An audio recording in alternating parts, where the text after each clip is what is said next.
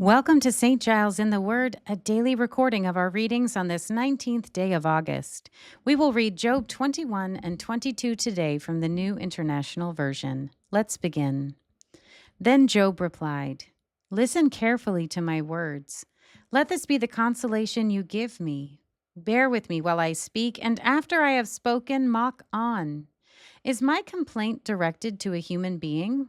Why should I not be impatient? Look at me and be appalled. Clap your hand over your mouth. When I think about this, I am terrified. Trembling seizes my body. Why do the wicked live on, growing old and increasing in power? They see their children established around them, their offspring before their eyes. Their homes are safe and free from fear. The rod of God is not on them.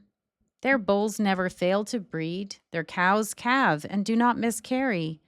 They send forth their children as a flock, their little ones dance about. They sing to the music of timbrel and lyre, they make merry to the sound of the pipe. They spend their years in prosperity and go down to the grave in peace. Yet they say to God, 'Leave us alone. We have no desire to know your ways.' Who is the Almighty that we should serve him? What would we gain by praying to him? But their prosperity is not in their own hands, so I stand aloof from the plans of the wicked. Yet how often is the lamp of the wicked snuffed out? How often does calamity come upon them, the fate God allots in his anger? How often are they like straw before the wind, like chaff swept away by a gale? It is said, God stores up the punishment of the wicked for their children. Let him repay the wicked, so that they themselves will experience it. Let their own eyes see their destruction. Let them drink the cup of the wrath of the Almighty. For what do they care about the families they leave behind when their allotted months come to an end? Can anyone teach knowledge to God since he judges even the highest? One person dies in full vigor, completely secure and at ease, well nourished in body, bones rich with marrow.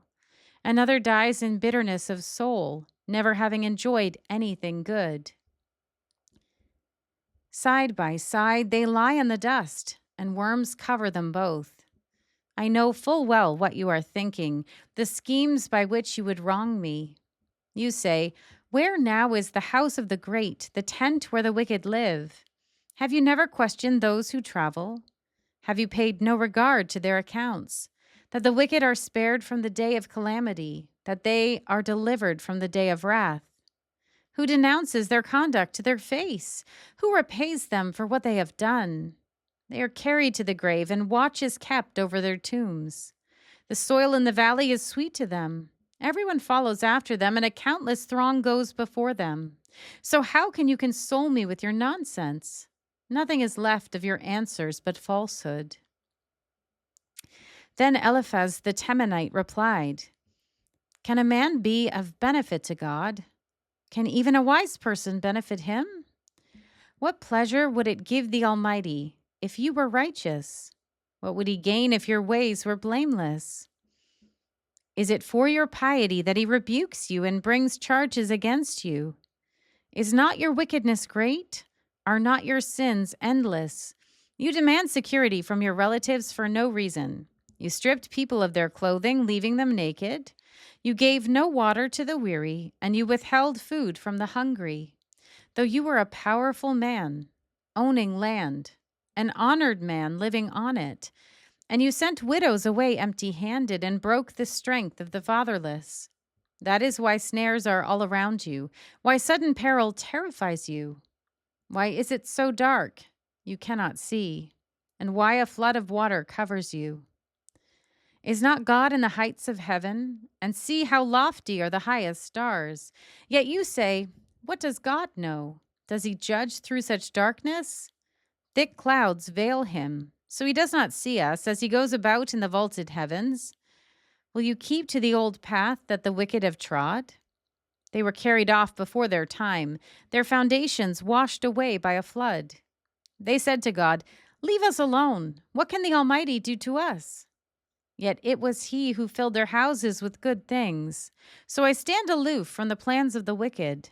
The righteous see their ruin and rejoice. The innocent mock them, saying, 'Surely our foes are destroyed, and fire devours their wealth.' Submit to God and be at peace with Him. In this way, prosperity will come to you. Accept instruction from His mouth and lay up His words in your heart. If you return to the Almighty, you will be restored. If you remove wickedness from far from your tent and assign your nuggets to the dust, your gold of offer to the rocks in the ravines, then the Almighty will be your gold, the choicest silver for you. Surely then you will find delight in the Almighty and will lift up your face to God. You will pray to Him and He will hear you, and you will fulfill your vows. What you decide on will be done, and light will shine on your ways. When people are brought low and you say, "Lift them up," then He will save the downcast.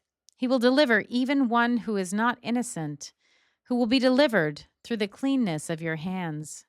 Here ends our reading for today.